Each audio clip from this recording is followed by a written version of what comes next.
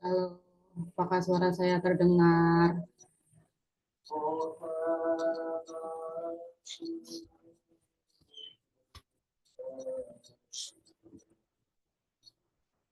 Udah.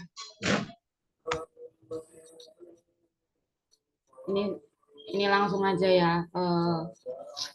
Assalamualaikum warahmatullahi wabarakatuh. Saya di sini sebagai moderator ingin menyampaikan materi tentang ideologi Pancasila. Kami dari kelompok 8 yang beranggotakan yang pertama yaitu ada Brenda Nabila Pramesti dengan NIM belakang 137, dan yang kedua ada Sheryl Ananda Syahputri dengan NIM belakang 149, Alviola Tirahmawati dengan NIM belakang 150, dan saya sendiri Nuratul Soliha dengan NIM 153, dan yang terakhir ada Umu Kalimatus Saktia.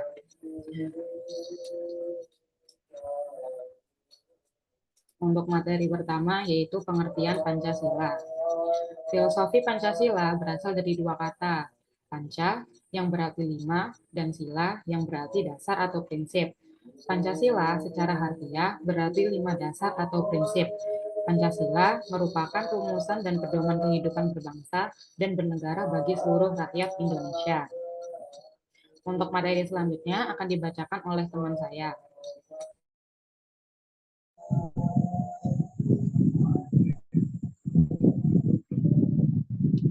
Makna ideologi Pancasila. Dalam Pancasila terdapat makna dasar yang diakui sebagai panduan dalam mengelola negara dan masyarakat. Makna ideologi Pancasila yaitu A. Ketuhanan yang Maha Esa, menegaskan kepercayaan kepada Tuhan yang Maha Esa, namun mencakup semua agama yang dianut oleh rakyat Indonesia. B. Kemanusiaan yang adil dan beradab, pentingnya menghormati martabat dan hak asasi manusia serta mendorong sikap toleransi. C. Persatuan Indonesia, pentingnya tetap bersatu meskipun berbeda ras, suku, dan agama.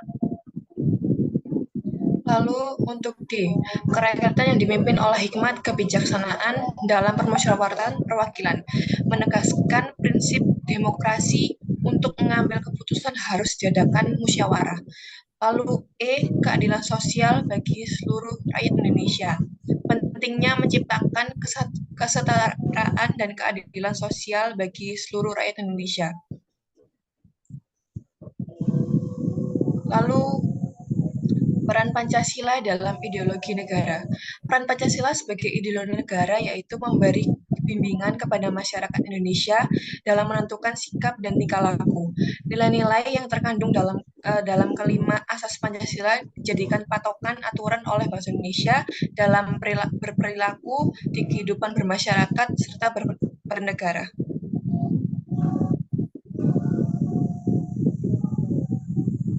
Selanjutnya, tujuan ideologi Pancasila. Yang pertama, menanamkan dan menjunjung tinggi rasa saling menghargai dan menghormati. Kedua, mempertahankan persatuan dan kesatuan bangsa Indonesia. Yang ketiga, menempatkan kesejahteraan rakyat sebagai prioritas yang utama. Dan yang terakhir, menciptakan bangsa yang nasionalis dan menanamkan rasa cinta tanah air kepada seluruh rakyat Indonesia.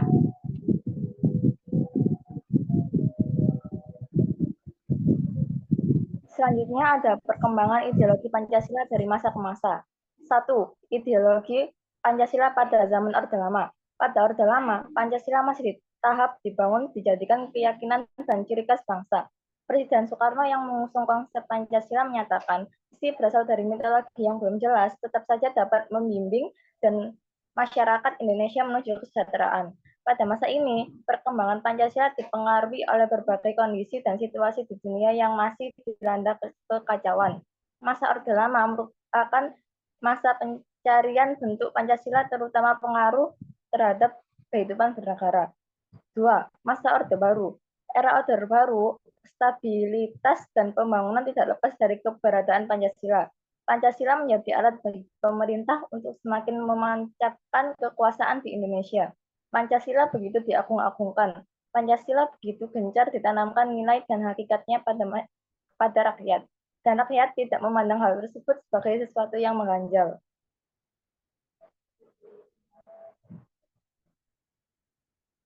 Selanjutnya yaitu tiga masa reformasi. Pada masa reformasi, penerapan Pancasila sebagai dasar negara dan pandangan hidup bangsa terus menghadapi berbagai tantangan. Penerapan Pancasila tidak lagi dihadapkan pada ancaman pemberontakan yang ingin mengganti Pancasila dengan ideologi lain. Akan tetapi lebih dihadapkan pada kondisi kehidupan masyarakat. Beberapa tantangan yang dihadapi pada masa reformasi antara lain sebagai berikut. Adanya kebebasan berbicara, berorganisasi, berekspresi. Tantangan lainnya adalah menurunnya rasa persatuan dan kesatuan bangsa Indonesia, dihadapkan pada perkembangan dunia yang sangat cepat dan mendasar, serta berpacunya pembangunan bangsa-bangsa.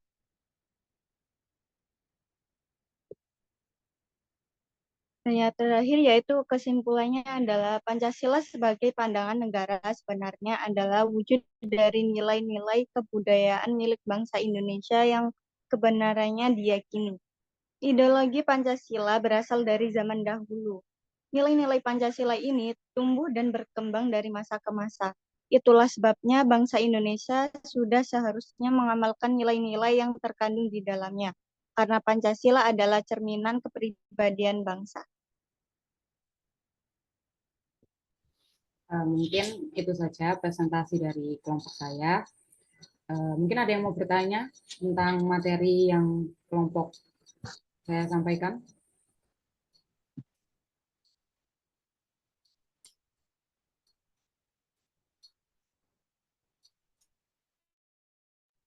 Ya, silahkan. Riyanda, mau bertanya apa?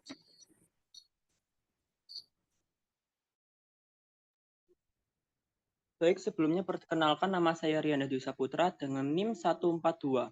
Nah, pertanyaan saya, apa dampaknya bagi bangsa Indonesia jika bangsa Indonesia tidak menerapkan ideologi Pancasila pada kehidupan berbangsa dan bernegara? Baik, terima kasih. Baik, sebentar saya akan menampung dulu pertanyaannya. Mungkin ada yang lain yang ingin bertanya?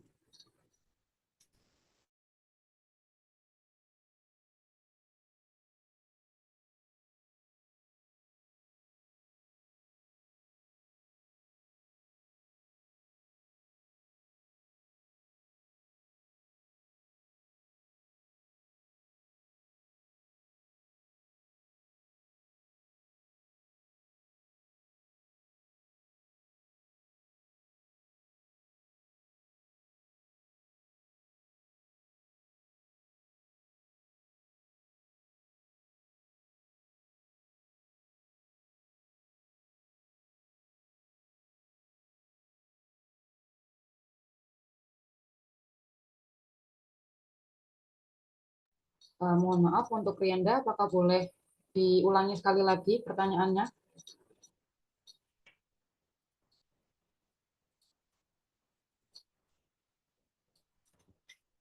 Baik, saya akan ulangi lagi pertanyaan saya.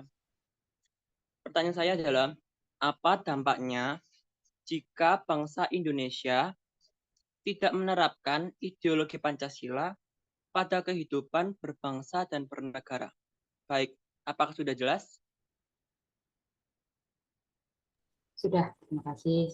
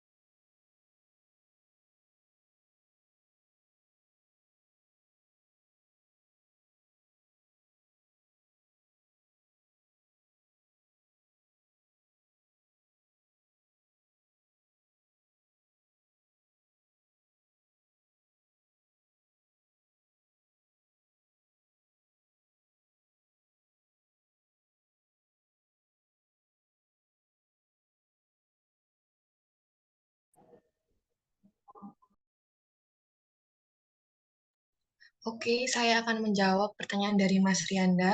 Apa dampak jika Bangsa Indonesia tidak menetapkan ideologi Pancasila dalam berbangsa dan bernegara? Dampak bangsa Indonesia tidak mempunyai pegangan atau pedoman bangsa karena Pancasila dianggap penting bagi pedoman bangsa. Lalu